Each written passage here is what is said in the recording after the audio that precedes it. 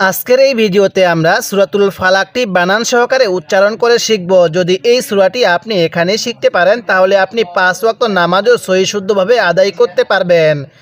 তাই আজকের ভিডিওটি অনেক গুরুত্বপূর্ণ, ভিডিওটিকেও একটুও টানবেন না, সম্পূর্ণ ভিডিওটি দেখতে থাকুন। তার আগে ছোট্ট একটি রিকোয়েস্ট করব, আমার এই চ্যানেলটি সাবস্ক্রাইব করুন এবং যদি আপনি আমার পূর্বের সেই আমপারার পর্বটি না দেখে থাকেন আমি ডিসক্রিপশনে লিংক দিয়ে দিব, আপনি সেখান থেকে গিয়ে দেখে আসুন। তো চলুন আমরা ভিডিওটি শুরু করি। বিসমিল্লাহির রহমানির রহিম। কফ লাম পেশ উল, হামজা জবর আ, তাহলে উল আ শব্দটা উল আ। আইন ওয়াও পেশ উ।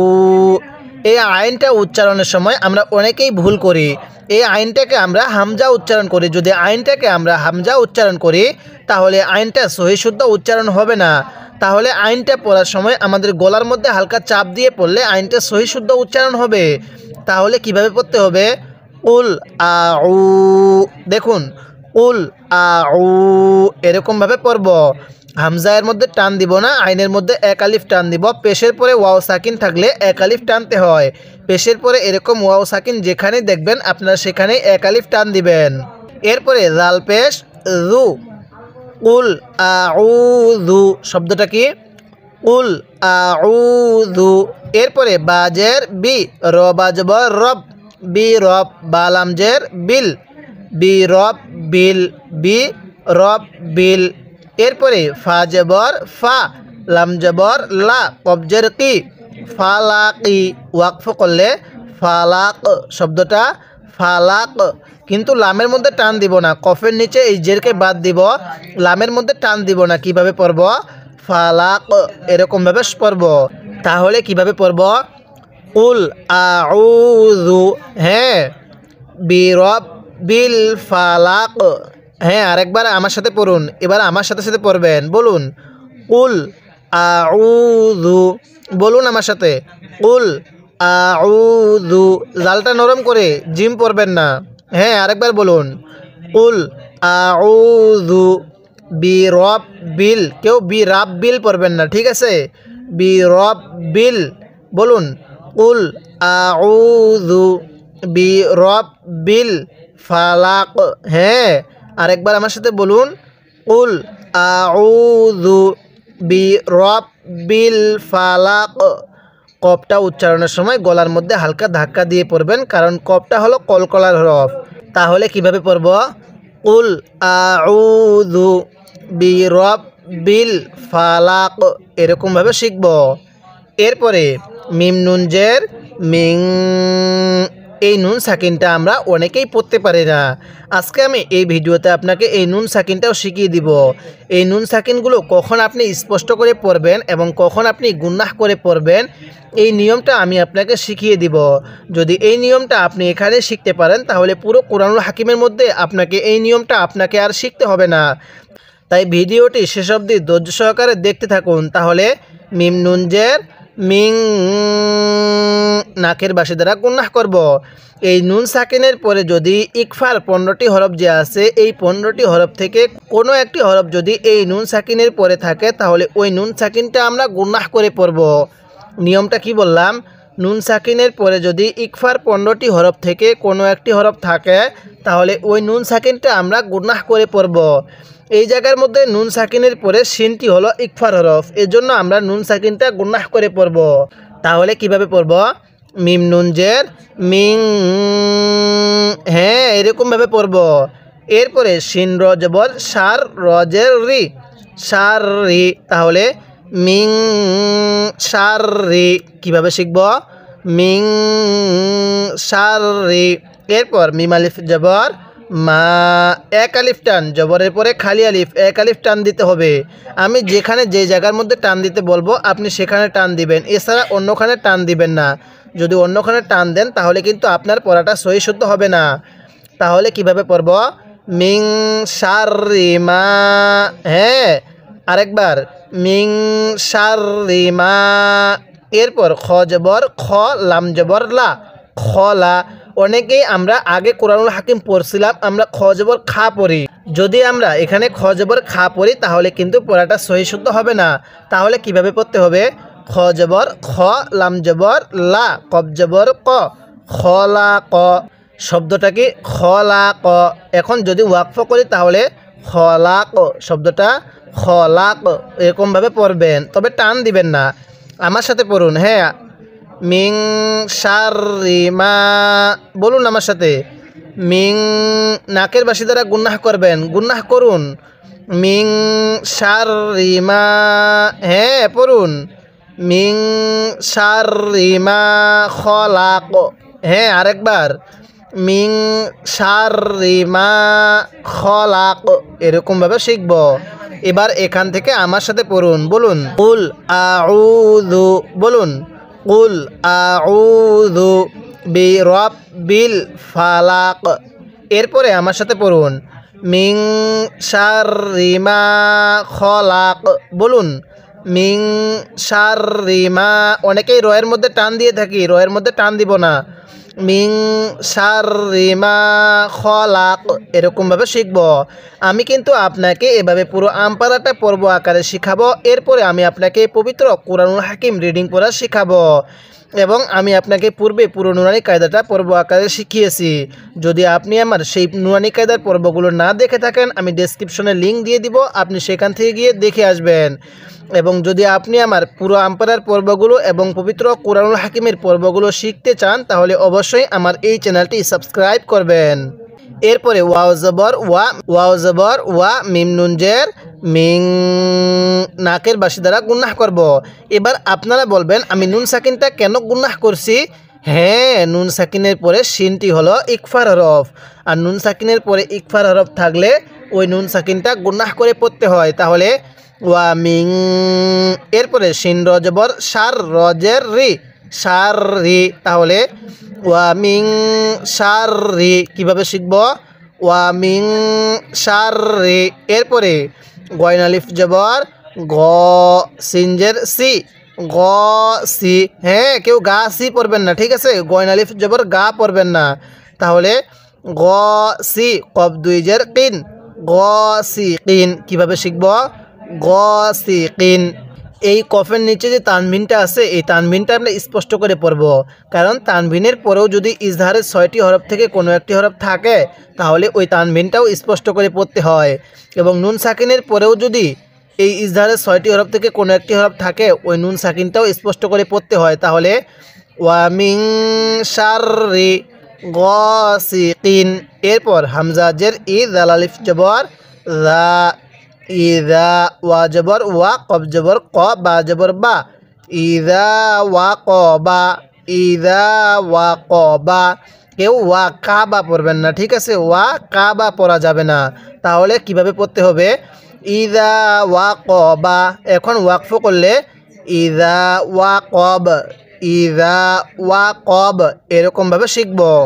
এবার এখান থেকে আমার সাথে পড়ুন, বলুন ওয়া মিং শাররি, হ্যাঁ পড়ুন ওয়া মিং শাররি। আরেকবার আমার সাথে বলুন ওয়া মিং শাররি, হ্যাঁ পড়ুন ওয়া মিং শাররি গাসিকিন, বলুন গাসিকিন। এবার মিলাই পড়ব, তাহলে ওয়া মিং শাররি গাসিকিন। এরপরে ইদা ওয়া কব, হ্যাঁ পড়ুন ইদা ওয়া কব। আরেকবার পড়ুন ওয়া মিং শাররি গাসিকিন ইদা ওয়া কব, এরকমভাবে শিখব। আপনি যদি এই সূরাটা এখানে সহি শুদ্ধভাবে মুখস্থ করতে পারেন তাহলে আপনার 5 ওয়াক্ত নামাজের মধ্যে যখন এই সূরাটা পড়বেন আপনি সহি শুদ্ধভাবে নামাজটাও পড়তে পারবেন এবং আপনি পবিত্র কোরআনুল হাকিম তেলাওয়াত করার সময় সহি শুদ্ধভাবে তেলাওয়াতও শিখতে পারবেন। তাই এই আমপারার পর্বগুলো অনেক গুরুত্বপূর্ণ। অবশ্যই আপনি আমার আমপারার প্রত্যেকটি পর্ব নিয়মিত দেখবেন। এরপরে ওয়াও জবর ওয়া, মিম নুন জের মিং, এই যে নুন সাকিনের মধ্যে গুনাহ করব, কারণ নুন সাকিনের পরে ইকফার হরফগুলোর মধ্য থেকে কোনো একটি হরফ থাকলে ওই নুন সাকিনটা আমাদের গুনাহ করে পড়তে হয়। আর এই নুন সাকিনের পরে যদি ইজহারের 6টি হরফ থেকে কোনো একটি হরফ থাকে তাহলে ওই নুন সাকিনটা তখন স্পষ্ট করে পড়তে হবে। যখন নুন সাকিনের পরে ইজহারের যে 6টি হরফ আছে হামজা, হা, আইন, হা, গইন, খ, এই 6টি হরফ থেকে কোনো একটি হরফ এই নুন সাকিনের পরে দেখব, তখন কিন্তু ওই নুন সাকিনটা আমরা স্পষ্ট করে পড়ব। কিন্তু এই জায়গার মধ্যে নুন সাকিনের পরে শিনটি হলো ইকফার হরফ, যার কারণে আমরা এই নুন সাকিনটা গুনাহ করে পড়ব। তাহলে ওয়া মিং, এরপরে শিন রজবর সার, র লাগবে, এই নুনের সাথে রিন নাকের বাসি দ্বারা গুনাহ করব। কারণ আমি পূর্বে বলছিলাম মিমে নুনের তাজদিদ গুনাহ করা ওয়াজিব, অর্থাৎ মিম এবং নুনের উপর তাজদিদ হলে গুনাহ করা ওয়াজিব। এই যে এই চিহ্নটার নাম হলো তাজদিদ। আর নুন এবং মিমের উপর এরকম তাজদিদ থাকলে আমাদের গুনাহ অবশ্যই করতে হবে। তাহলে র নুন জের, রিন, নুন ফা জবর, নাফ, ফা খারা জবর, ফা, ফা খারা জবর, ফা, এক আলিফ পরে টান হবে দুটোটা হরফ। কারণ যেই হরফের উপর এরকম খাড়া টান থাকবে ওই হরফটা আমাদের এক আলিফ টেনে পড়তে হবে। তাহলে কিভাবে পড়ব? ওয়া মিং শাররিন নাফাসাতাজের তি, নাফাসাতি। হ্যাঁ, কিভাবে শিখব? ওয়া মিং শাররিন নাফাসাতি। এরপরে ফা লামজের ফিল, আইন পেশ উ, কফ জবর ক, দাল জের দি, ফিল উ ক দি। ওয়াকফ করলে কিভাবে পড়ব? ফিল উ কদ, ফিল উ কদ। কেউ ফিল উ কাত পড়ব না, ঠিক আছে? কফ দাল জবর কাত পড়ব না। অনেকেই আমরা অনেক সময় এরকম পড়ে থাকি। যদি এরকমভাবে পড়ি তাহলে কিন্তু পড়াটা সহি শুদ্ধ হবে না। তাহলে কিভাবে পড়ব? ফিল উ কদ। হ্যাঁ, এবার এখান থেকে আমার সাথে পড়ুন, বলুন ওয়া মিং শাররিন, অবশ্যই আমার সাথে গুনাহ করবেন, বলুন ওয়া মিং শাররিন নাফাসাতি, বলুন ওয়া মিং, হ্যাঁ বলুন ওয়া মিং শাররিন নাফাসাতি, পড়ুন আরেকবার ওয়া মিং শাররিন নাফাসাতি। এরপরে ফিল উকদ, পড়ুন ফিল উকদ। এটা আইনটাকে হামজা পড়বেন না, আইনটাকে গলার মধ্যে চাপ দিয়ে পড়বেন, বলুন ফিল উকদ। তাহলে ওয়া মিং শাররিন নাফাসাতি ফিল উকদ। এরকমভাবে শিখব। এরপরে ওয়াও জবর ওয়া, মিম নুন জের, মিং, নাকের বাসি দ্বারা গুনাহ করব। তাহলে ওয়া মিং, শিন র জবর সার, র জের রি, সার রি। তাহলে ওয়া মিং সার রি। এরপরে হা লিফ জবর হা, সিন জের সি, দাল দুই জের দিন, হাসিদিন, হাসিদিন। দেখুন এই তানবিনের পরে হামজাটি হলো ইজহারে হরফ, যার কারণে আমরা এই তানবিনটা গুনাহ করব না, স্পষ্ট করে পড়ব। কিভাবে পড়ব? হাসিদিন। হাটা উচ্চারণের সময় মুখ দিয়ে হালকা বাতাস বের করবেন, হাসিদিন। তাহলে ওয়া মিং শাররি, বলুন ওয়া মিং শাররি হাসিদিন। এরপরে হামজা জের ই, জাল আলিফ জবর রা, ইদা, হা জবর হা, সিন জবর সা, দাল জবর দা, ইদা হাসাদা। কিভাবে পড়তে হবে? ইদা হাসাদ, হালকা বাতাস বের করব হাটা উচ্চারণের সময়। তাহলে ইদা হাসাদ। কিভাবে পড়ব? ওয়া মিং শাররি, বলুন ওয়া মিং শাররি হাসিদিন। এবার মিলাই পড়ব ওয়া মিং শাররি হাসিদিন। এরপরে আমার সাথে পড়ুন ইদা হাসাদ। হ্যাঁ পড়ুন ইদা হাসাদ। তাহলে ওয়া মিং শাররি হাসিদিন ইদা হাসাদ, এরকমভাবে শিখব। অবশ্যই আপনি এই সূরাটা সহি শুদ্ধভাবে শিখবেন, এরপরে আপনি চেষ্টা করবেন মুখস্থ করার। যদি মুখস্থ করতে পারেন তাহলে আপনি যে কোনো নামাজের মধ্যে এই সূরাটা পড়তে পারবেন সহি শুদ্ধভাবে। এবার আমি এই সূরা শুরু থেকে এই শেষ পর্যন্ত একবার রিভিশন দিব, আর আপনি শুধু মনোযোগ সহকারে শুনবেন। এবং এই সূরাটির মধ্যে যদি আপনার কোনো একটি ভুল হয়ে থাকে তাহলে আপনি সেটিকে শুদ্ধ করে নেবেন। তাহলে বিসমিল্লাহির রহমানির রহিম কুল আউযু বিরাব্বিল ফালাক। এরপরে মিন শাররি মা খলাক। এরপরে ওয়া মিন শাররি গাসিকিন ইযা ওয়াকাব। এরপরে ওয়া মিন শাররিন নাফাসাতি ফিল উকাদ। এরপরে ওয়া মিন শাররি হাসিদিন ইযা হাসাদ।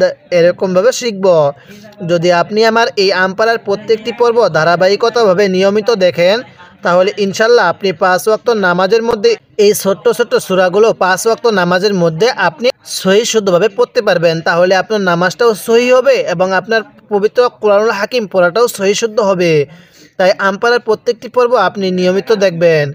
এবং যদি আপনি প্রত্যেক দিন সবার আগে আমার এই আমপাড়ার ভিডিওগুলো পেতে চান তাহলে অবশ্যই আমার এই চ্যানেলটি সাবস্ক্রাইব করবেন এবং এই ভিডিওতে একটি লাইক দিয়ে দিবেন যাতে করে এই ভিডিওটি আরও মানুষের কাছে পৌঁছে যায়।